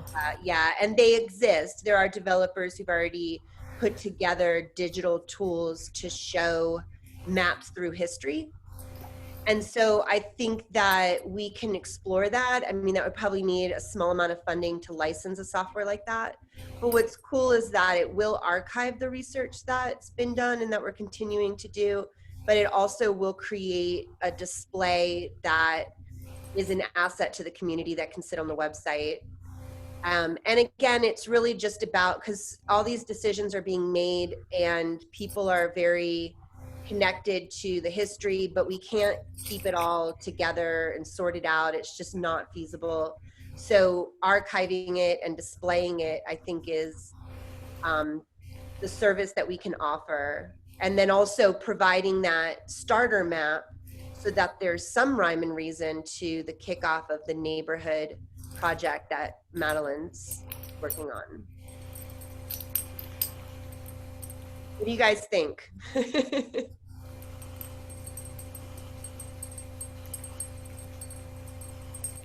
I think that sounds really great. I think it's a good idea to just kind of start with what we've got or what's already kind of been established, and especially to try and align the boundaries with district boundaries. I think that will be really helpful and beneficial, like in the future, as hopefully these neighborhoods become more I don't want to say established, but people come to recognize these neighborhoods more. And just like the bringing in the police and fire maps, I don't think I ever would have thought of that. So it's a great idea. Yeah, I think that sounds like a good plan. Sounds like you guys came up with a good path forward for y'all who are working on that. Yep. Yay! Thanks, CJ. Thanks.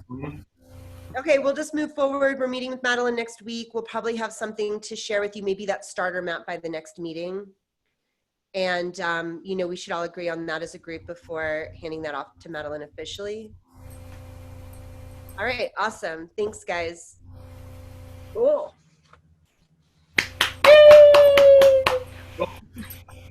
I'd clap, but my internet connection's slow.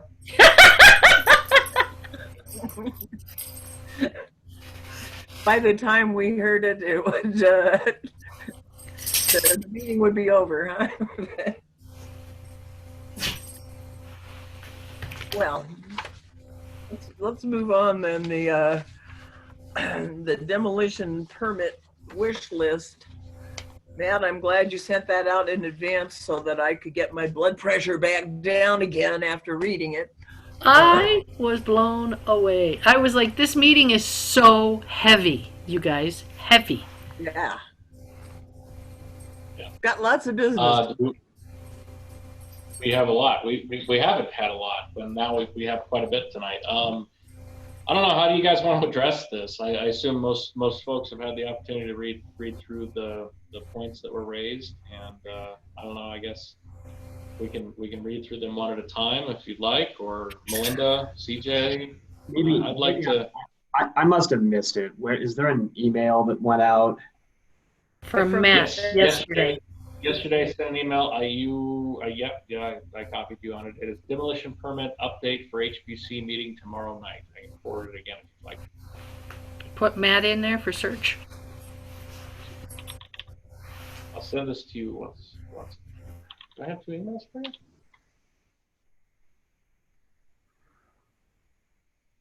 I have 2 emails for you, Cash. Yeah, I don't think it got to me. cashkparker@gmail.com. There's a problem. Okay, going your way. Thanks. Sorry about that, Cash. I've been sending in emails all the time. I left a K out. No problem. It happens. Thanks. All right, so then for the benefit of the discussion, I don't know, Melinda, what did you think about it? I want to hear your opinion. I already told you. Well, and I mean, you highlighted some of her questions. It's great that she had no issue with a few things, but does the commission know of any structures that are registered? Well, duh.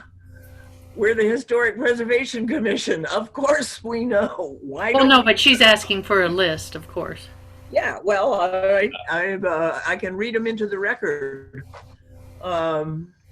We have 6 that are. There are actually 2 more that the state shows as being Englewood, but they're actually in Cherry Hills Village or Greenwood Village. But in Englewood, we have Arapahoe Acres as a district. We have the David Brown House.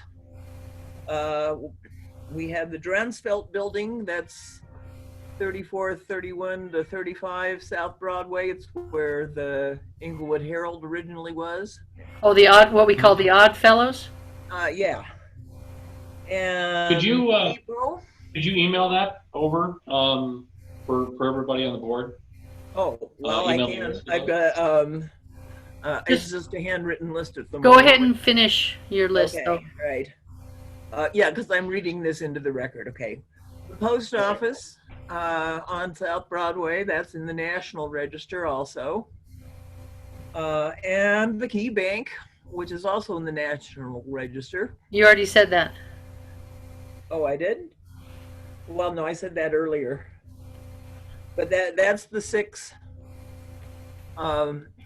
Englewood locations that are Arapahoe Acres, Key Bank, David Brown Home, Dremsfeld Building, Post Office. What's the 6th one? Depot. Oh, Depot. Thank you. I missed that word. Okay. So the depot does have a historic designation. Yes. And it is, in fact, the only surviving stucco mission style depot left. All the others have been demolished. It was So- interesting because when it first happened, I think there were 3. So there were 2 that were demolished in the last 15 years. Well, and apparently the post office also is, you know, and there's the mural on the wall in there, which is, there were 4 of them at one time, but now this is the only one left. Yeah, it was a bummer. He had a big one down at the Department of Education in Colorado Springs that was totally destroyed. And it was like, dang, couldn't save it at all.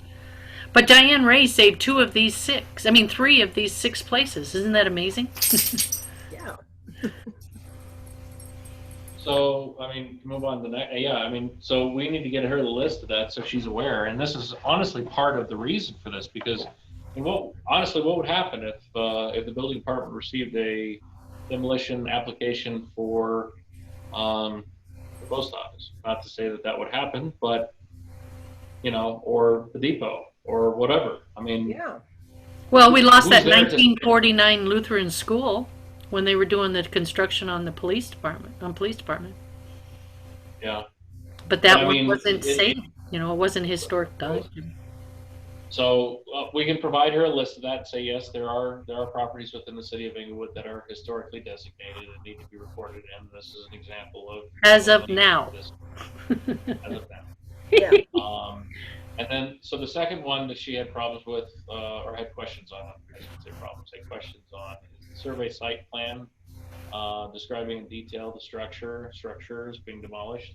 She's asking, and this is maybe more of a question for Lauren and Jason for a little bit of help on what is normal with this, maybe, because I didn't think that that would be that big of a deal. But she's saying, are you asking for a full-blown survey? Surveys cost hundreds of dollars. If citizens demolish porches, garages, etc., and requiring a survey would be quite a financial burden.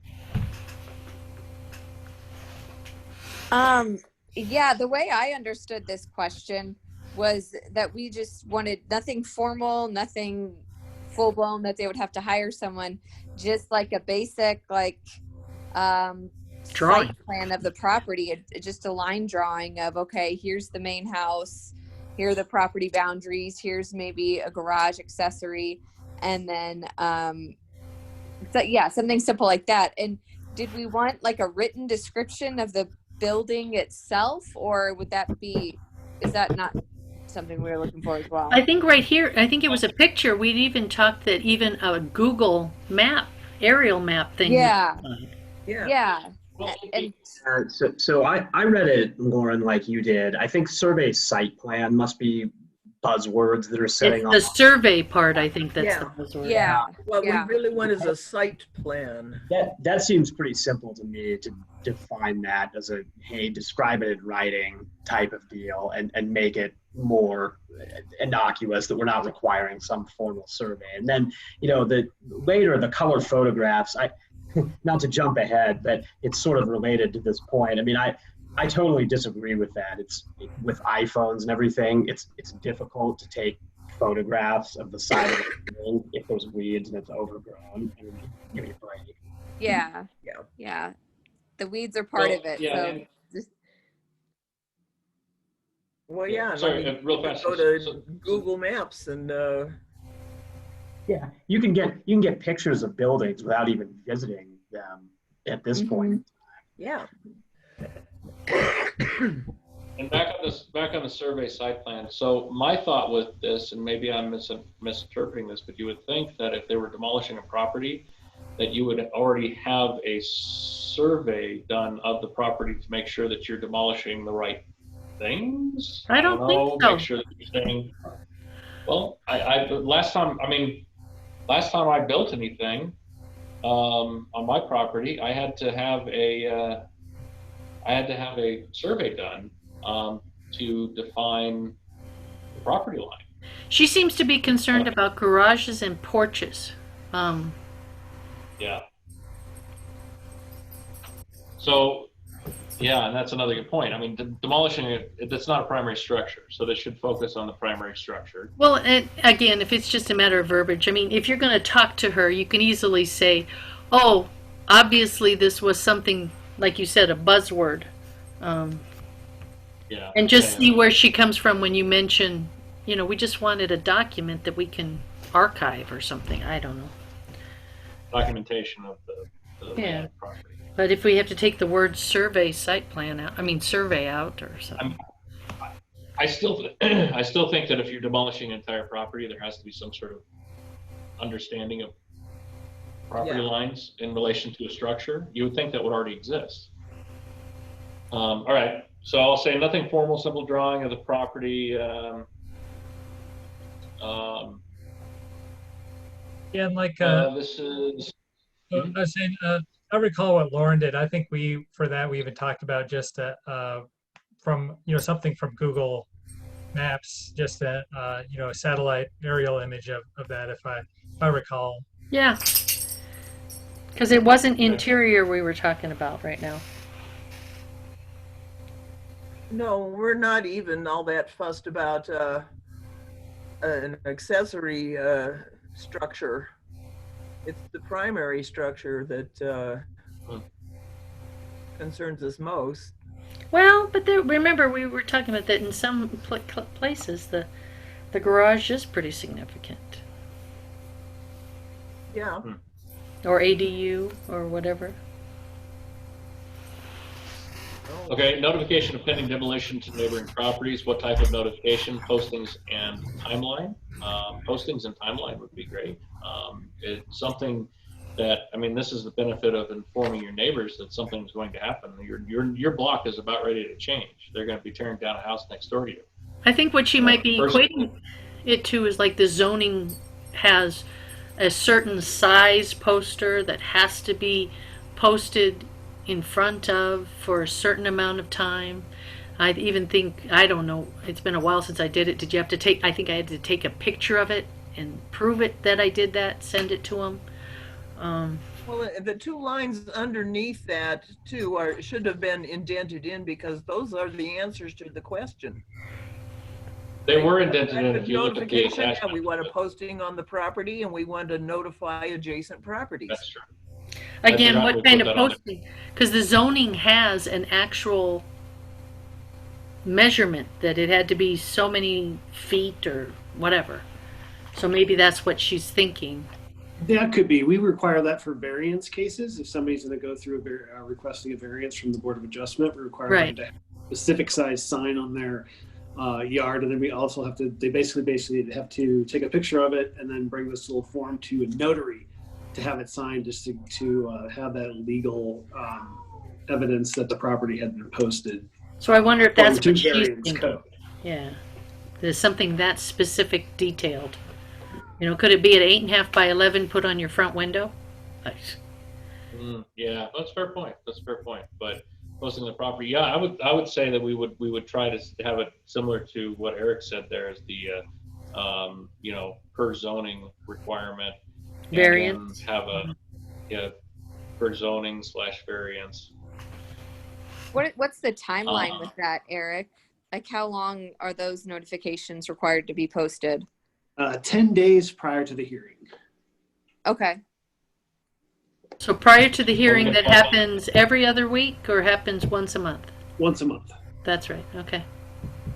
So in this case, do we have any specific timeline that would be reasonable that we could say? I mean, we could leave that open. We don't want to get too macro and specific with this, but of course I can also look at other cities because I think Denver has a posting requirement. You know, because then the idea is, can I put it on nextdoor.com and that's good enough? Yeah, that's a fair point. Yeah, but I mean, not necessarily, but we have to realize that there's a benefit to notifying people on your block that there's going to be heavy machinery tearing down a house, you know. And yeah, but if it's going to be just Joe Schmo tearing down his porch, we don't want to know about that. Well, but if it's a significant part of the facial, well, I'm talking from Arapahoe Acres, but the craftsman thing too. If it's a significant part that affects the style of the house. I don't know. Well, that's why we want a design review. And that's the other, that's another issue. But really, if wouldn't you want to know if they're going to tear down the house next to you and probably tear down your fence while they're at it? So you can at least, keep your dog out of the way. Or It happened here in Arapahoe Acres. It really did. Yeah. It happened next door to me. People said, "Oh, I have to get in here, so we'll just take this fence down." Hello, neighbors. It happened across the street from me, and it took them months to replace the fence that they destroyed. Wow. Anyway, back to the yellows. So I don't have an answer for you. What type of notification, postings, and timeline? I'd say posting sign for zoning, similar to or same as zoning variance would be our recommendation. The timeline would be seems reasonable to have that similar as 10 days prior. Eric, how much does that sign cost? I bought one. It's about $90. I was about to say it's almost Yeah, $100. that's what it is. That's about $100. Because I printed it myself because I'm that cheap, and put it up myself, but it still cost me $20-30 plus time. And the idea is who prints it, who's now in charge of having to do that posting as far as what I would think of a job detail in the city of Englewood. The property owner is responsible for the sign with the zoning variance. Well, it's interesting. Well, okay. Well, and I think it should be for demolition purposes too. Whether the property owner is now a developer or just somebody who wants to tear down his garage. There's a cost associated with making a change like that, but there's also a requirement that, there should be, I figure, a requirement to notify the neighbors. I mean, especially if there's a historic property that's being torn down, it informs not just us that it's happening, because we didn't actually specify that in there. That's a pretty valid point, but it also notifies your neighbors of something happening. And it would be 10 days before what? 10 days before demolition. Only 10 days before demolition. I don't know. What do you think? I don't know. I mean, because the variance is 10 days before the zoning people get together. So. Yeah. I mean, what I'm going to do is I'm going to do a little research here and see what other cities require for posting. If it's 30 days prior, if it's 10 days. I mean, I think with this is kind of swag. This is what we'd like to see. We're going to throw this at council and see what they like, see what they don't like, see what they But we want to make they sure don't. we have collaboration, though. That's true, and that's the benefit actually of giving. I'm sorry, Helene. Well, just speaking from like a human psychology standpoint, more time isn't always better. For me personally, if I get a notice and I know I have a limited amount of time, I take action versus procrastinate. Right. Get out there. If it's closer to the event of happening, then you're less inclined to forget and shelve it. Just throwing that out there. Yeah, I mean, and I'd like to see what Denver has too, because that'll be an interesting one to. Well, do me a favor, look in Littleton too, just for the heck of it. Because I have a feeling Sheridan doesn't have anything. But I could be wrong. I could be wrong. Let's see here. All right, so I'll look into that a little bit. Historic preservation review, if the property is older than 50 years, not sure that any other committee, etc., has review of common construction practices. Review time would be affected, and how would the commission have access to such documents to review? Access to the city's computer systems would be required, so this could become an IT concern issue, or IT security concern. What? I totally misunderstood whatever she Yeah, just. what city does she live in? Well, no, I'm just curious what she's trying to. What did you get from So it? so here's what I got from. No other committee has review of. She's considering a demolition as a common construction practice, and no other commission has review of that. However, it is well documented in the research that we've done that the city of Denver does have that in the review process. That the city of Golden has that in the, what were some of the other ones we looked at? These other cities that we looked at, most of them that had a historic preservation commission. The historic preservation commission was involved in the process if it was of certain age property. She just hasn't had to deal so- with it before. But, being very careful because this is on the record and being recorded. City of Englewood's codes in some cases are a little behind. So that being said, this has probably never been raised before. Yeah, it's a change. That's why it was so good for us to collaborate, to even suggest that these are things we're looking at.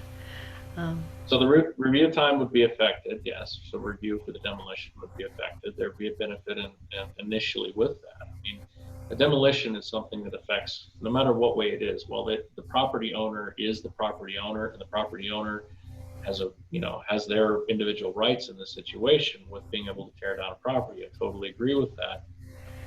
However, there is also a community attached to that property and adjacent to that property, and having notification and having review of these an additional review time. I mean, if you're going to change the character of your block by tearing down a house, having it take another 30 days to have it reviewed and approved, I think your neighbors would like you for that, personally. I don't know. What do you think? We weren't asking for approval, though, right? I mean, that's where our teeth. We don't have any teeth. We were just wanting to know, right? That is correct. That was the main thing, and I think because obviously the other thing is we know we could say, really, don't do this. Can we find someone else to do this, or can we bring in some historic monies to help you save it? Well, I don't know, but I don't think we were going to approve. I think it really was just notification. Does anyone else remember it that way? Yeah. Oh, yeah. No, we don't have any teeth on that standpoint. Eric? Yes. Yeah. So we obviously don't have any teeth when it comes to denying this. We all agree to that, right? You can't. We have no ability, unless they change the code, to be able to intervene on a demolition. Right. So that is where the landmark protection language comes into play. Because once you have that established, then those properties are on the historical record. Then if somebody were to come in and want a demolition, that's when you start having the ability to do that review, if that language is approved. But that's above and beyond. That's something different than this demolition form, right? We're not needing to meld those two things together. Right. Right. Okay. However, yeah. So what is she talking about with the next sentence? So we would have to have access to the city's computer system to get access to the information of a demolition that's becoming, or that's either been approved or pending. Eric, is that the Track It program that you're using? Yeah, that's basically just a permit tracking program. Why would it be an IT security concern? Because it's not HIPAA, so. I mean. It's just I don't know enough about this to speak to this confidently, but I think it's just because of user rights. Like you have access to a lot of information if you have access to the program. I think that's what the issue. Wouldn't that come from you, Eric? Wouldn't you be our funnel? I know that's silly, but that's what I assume. Not necessarily, but for instance, I got the most recently list of demolitions from the city, and I just send in a request and say, this is the information I need, and like the city clerk passed it on, and 10 minutes later I got a PDF document by email. I didn't have to go into the city's computer system to get that information. Yeah. I just don't see that. Does anyone else see that? Is that one thing is that a valid concern? It's No, gonna and we take- have other it's gonna ways take- of getting the age of the building too. Well, yeah, and that information has to be recorded somewhere too. But County date has of it. construction, I guess, is where that is. But Well, we asked data. I think it's. Sorry, CJ. No. You answered the same question. Yeah, we asked for that, but I don't know. I don't know if there is an answer for that. But I mean, I can cite other cities that have review over the process and clarify that we're not asking for approval. We just need notification. Right. Yeah. All right, moving on. Architectural features and types of building materials used. If the society wants this information, if the society wants this information, a list of features and materials should be provided to check off. I don't know what that necessarily means. I think it would be like slate, brick, adobe. Okay. That's what I'm guessing. Yeah, that's exactly And what I was Seems thinking. to be confusing the commission with the society, maybe because it was Matt asking the question, but Society's a shorter word. Kidding. Hey, Matt, there's Yeah. the site forms that we use to document buildings.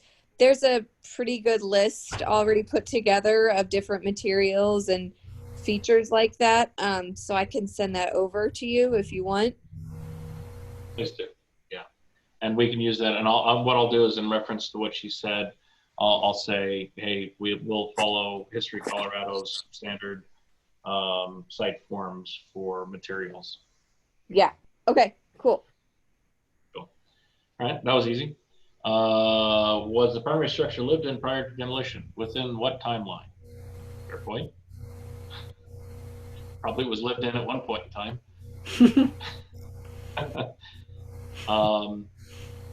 Yeah, what were we asking on that question? Did we want prior to demolition? Was it a house? Was it an ADU? Was it a garage? What were we trying to? was it? Yeah. I mean, it's whether it was occupied immediately beforehand. So like 6 months or a year seems like an appropriate time frame.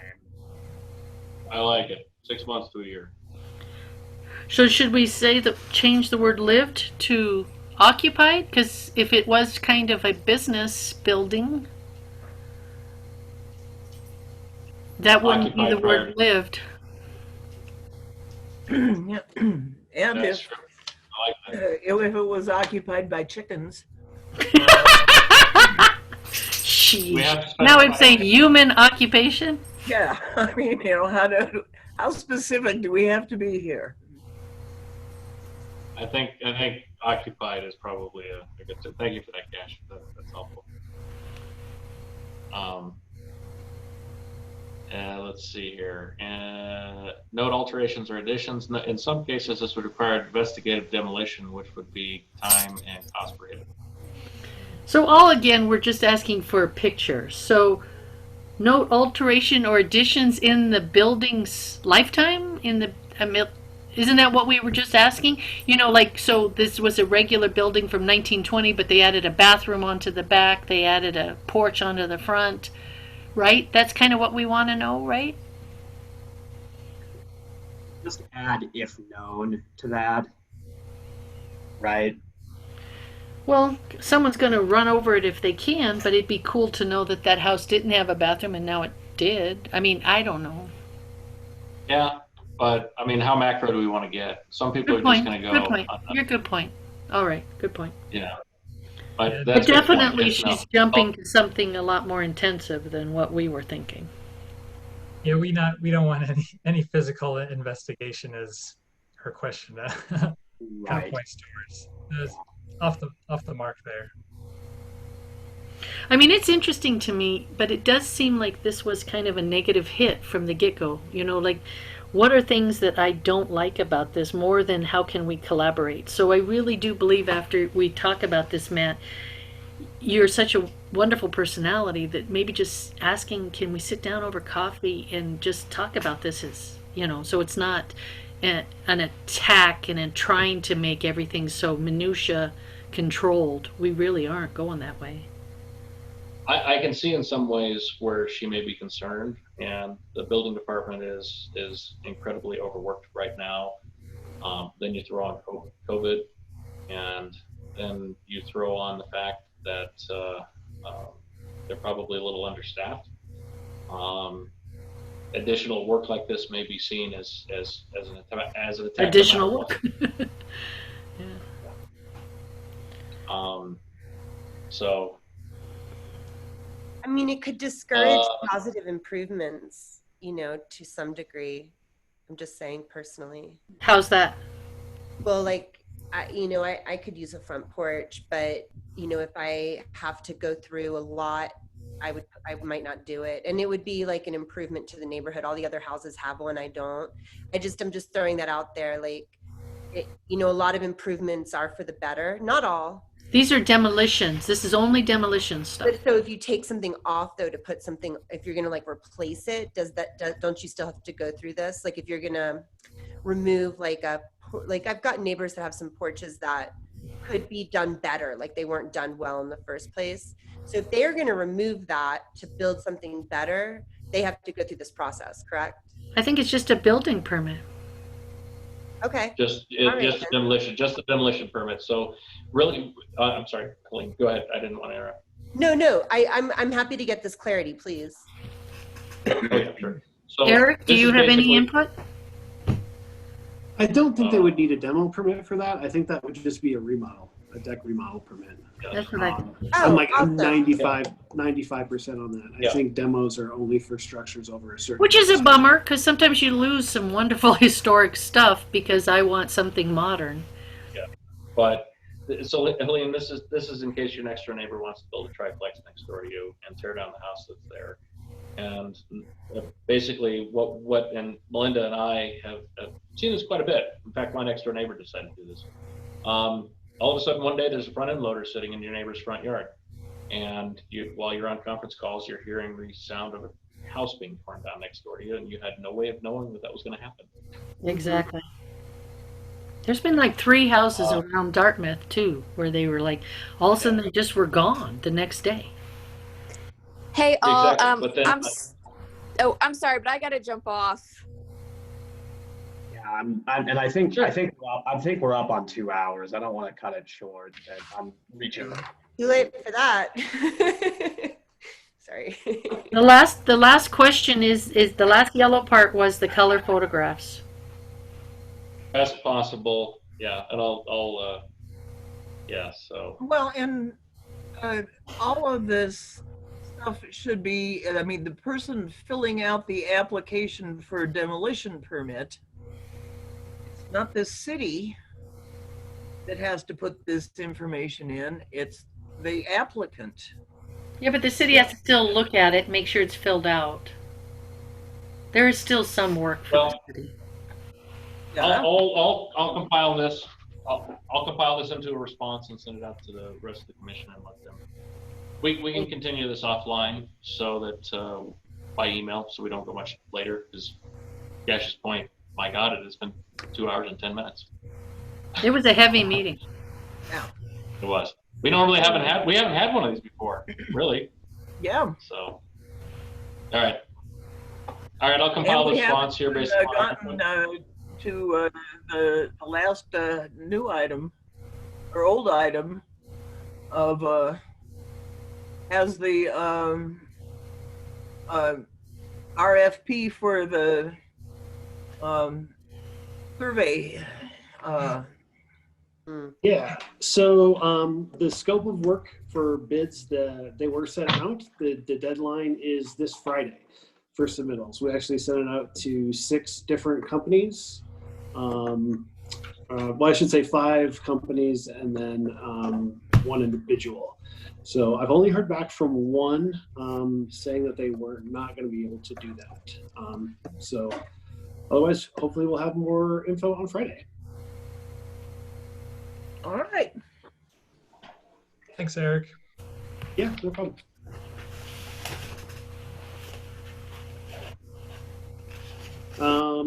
Staff choice, I don't have anything tonight. Okay. Commissioners, choice? CJ always has something. I don't. Oh, how come it looks backwards on my thing?